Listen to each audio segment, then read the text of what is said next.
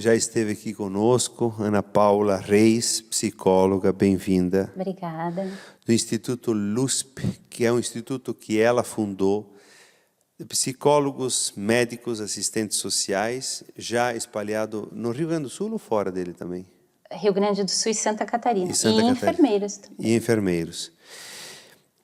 Ana Paula, bem-vinda. E o tema família, que é um tema importante, porque a vida passa pela família, não se reflete. Família, hoje, é uma pluralidade. Mas o que eu preciso fazer, o que as pessoas precisam saber para ser uma família saudável? Existem muitas questões que foram sendo diferenciadas através dos anos com as pesquisas científicas sobre família e resiliência familiar, especialmente no Instituto LUSP. Receba todos os nossos abraços. Obrigado. Padre Ezequiel, nós temos um carinho enorme por todo o seu projeto, sua vida, seu trabalho. Obrigado. E sempre também nos apoiando no Instituto com as famílias, né? Então, mais de 30 mil famílias atendidas nesse instituto. Ao longo dos anos, a gente foi percebendo as modificações em termos de concepção, de dinâmica de funcionamento, a diversidade, a harmonização de diferenças nas novas configurações familiares. Antigamente, se pensava que uma família saudável era aquela família margarina, né, da propaganda de margarina. Todo mundo sorrindo, não haviam problemas, uma ideia de perfeição. Hoje, quando a gente define uma família saudável, a gente olha para o potencial de autorregeneração dessa família, de autorreparação dessa família. Então, uma família saudável não é uma família ausente de problemas, mas uma família que sabe como enfrentá-los. Um outro aspecto também que foi sendo diferenciado ao longo dos anos é papéis e funções. Muitas vezes se pensava que a garantia do laço consanguíneo já, por si só, constituía uma família. Ou alguém sendo nutrido ou protegido por um grupo de pessoas, né, por outras pessoas, já construíam uma noção de família. E, na verdade, não. Hoje, a concepção de família como grupo, ela não está mais presa nos laços consanguíneos e nem na nutrição e nem mesmo na proteção dos membros. É muito interessante a gente observar que para que alguém se sinta num grupo familiar, precisa experimentar conforto no contato, intimidade, confiança e sensação de pertencimento. Se isso existe num grupo de pessoas, nós temos aí a primeira caracterização de família. Por isso a gente pode considerar uma comunidade religiosa, por exemplo, uma família para nós. Um grupo de amigos pode ser uma família para nós, né?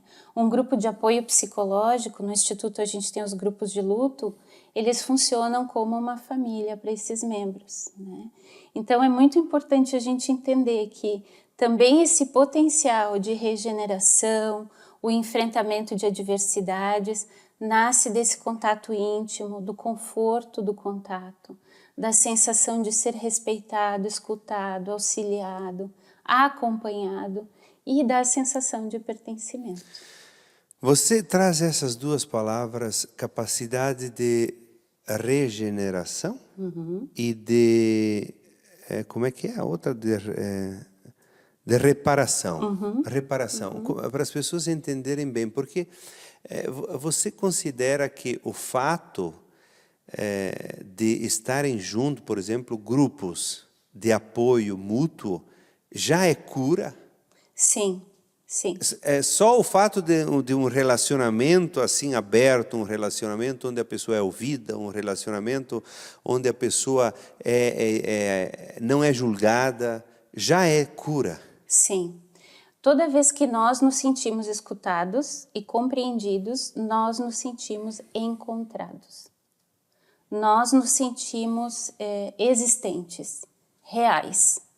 Então, quando isso acontece dentro de um sistema coletivo, a gente fala da força do pertencimento. Quando a gente pensa a resiliência familiar hoje, por exemplo, se pensa 3 recursos importantes que caracterizam as famílias saudáveis, né? O primeiro é o sistema de comunicação, capacidade que os membros têm entre eles de uma comunicação de afeto, de emoções com clareza. Clareza na Uma comunicação. coragem de partilha. Então, esse é o primeiro recurso.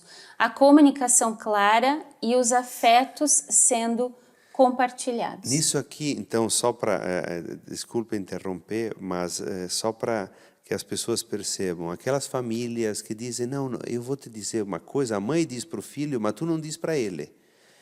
Eu encontrei já muitas famílias muito mal, porque, de alguma forma, a mãe tem essa postura de não clareza. Então, fala para um, parece que o outro não tem que escutar. A minha mãe sempre disse assim, eu sempre tirei a limpo as coisas, sempre deixei claro. Então, é isso? Mitos e segredos podem trazer dificuldades ao longo dos anos no desenvolvimento das crianças, no nosso desenvolvimento e também das gerações. O segundo grupo de recursos considerando uma família saudável, resiliente, forte, né, é a construção de sentido a partir das crenças. Por isso é tão importante que a gente esteja aqui, né, conversando sobre isso. Uma família que consegue dar significado através da espiritualidade, através de crenças positivas, capacidade de crescer e se fortalecer em meio a uma crise, desenvolvendo novas respostas e colaborando em conjunto para a resolução de problemas, é uma família resiliente. E o terceiro grupo é a organização, uma família capaz de assumir papéis e funções com flexibilidade. Às vezes a gente pensa assim, o que um pai pode fazer, uma mãe não pode fazer. Hoje não é mais assim, né?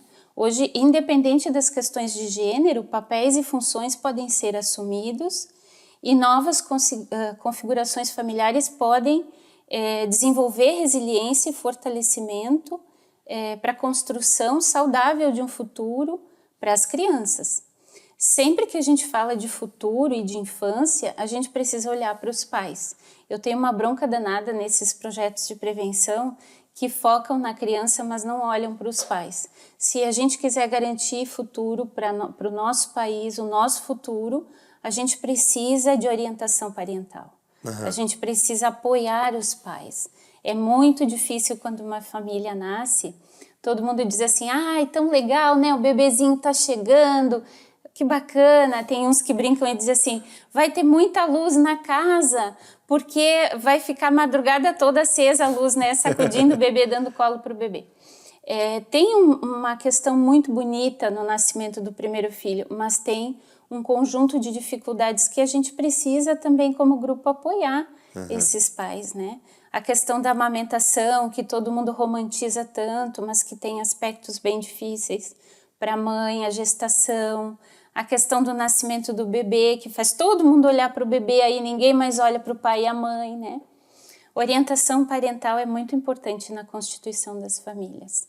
Ana Paula, me chamou a atenção essa questão da romantização, romantizar tudo, que lindo, coisa, mas na verdade a vida é muito mais do que romântica. Tem o romantismo também, mas a vida é concreta, nós precisamos lidar com ela, resolver os problemas. E aqui, concretamente, você dá os passos importantes para uma família saudável. E aquelas famílias, por exemplo, agora falando da separação, porque a gente sabe que a separação, na grande maioria das vezes, é traumática para um, para outro, para os dois, ou para os filhos, ou para todos, enfim. Nesse cenário, porque as pessoas, para chegar à separação, certamente, alguns já buscaram alguma coisa, mas a grande maioria não busca nada. Eles querem resolver pelo jeito como eles sempre foram. O que você diria diante desse cenário aí? É absurdo, né, o número de separações que tem acontecido de alguns anos para cá, né?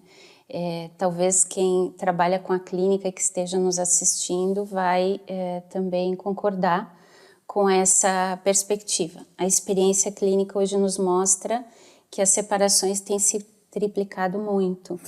Por quê? A gente teria que retroceder um pouquinho e pensar na formação do vínculo. O que é que me faz decidir casar?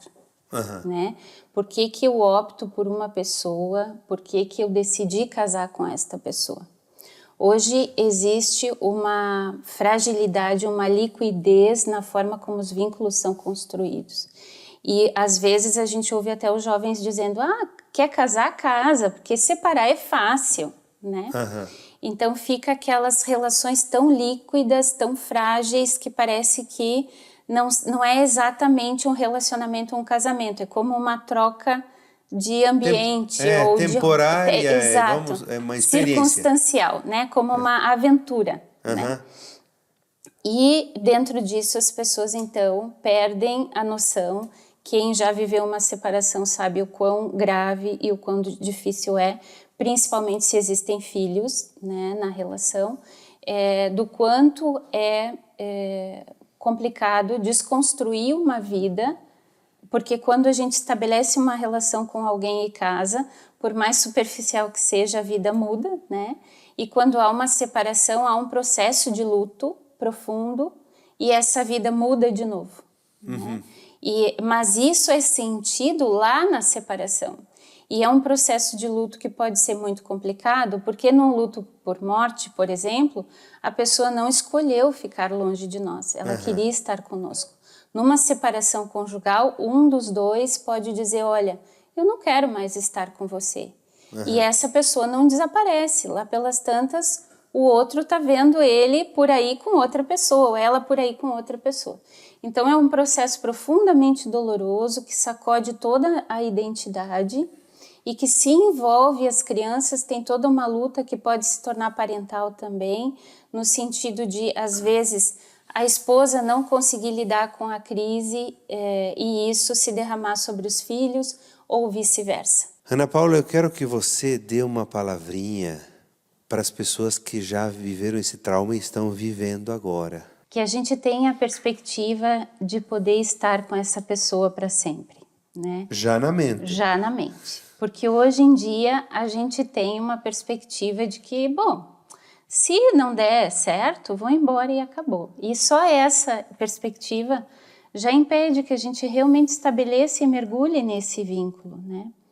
Essa pessoa precisa ser alguém que traga uma sensação tão boa para a gente como voltar para casa. John Bowlby, que é o pai da teoria dos vínculos, né? Eu tenho por formação essa fundamentação teórica como psicóloga. Ele diz: nada e nenhum lugar é tão bom quanto nossa casa, o nosso próprio lar. E ele usa essa expressão para falar do valor de um vínculo que nos oferece uma relação tão profunda, íntima e confortável, que nos oferece essa sensação boa de segurança, de poder voltar para casa.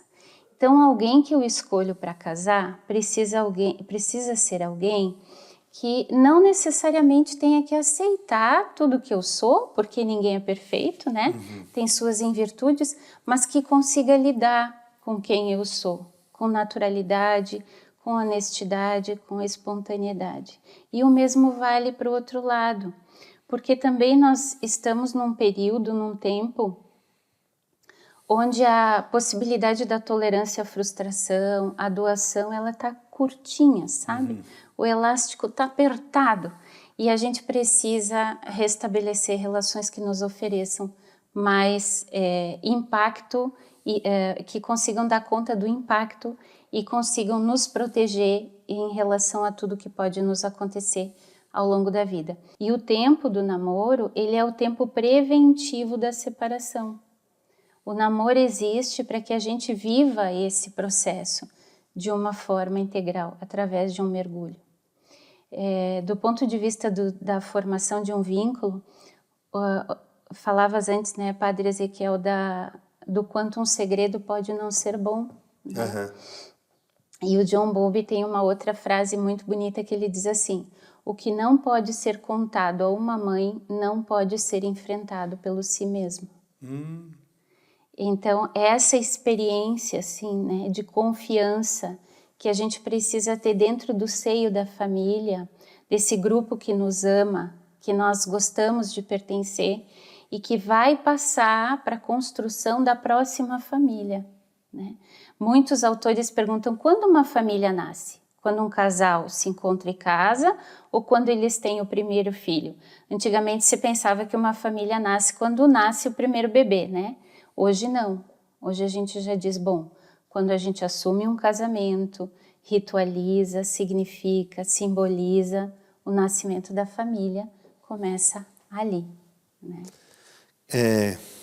Maravilha.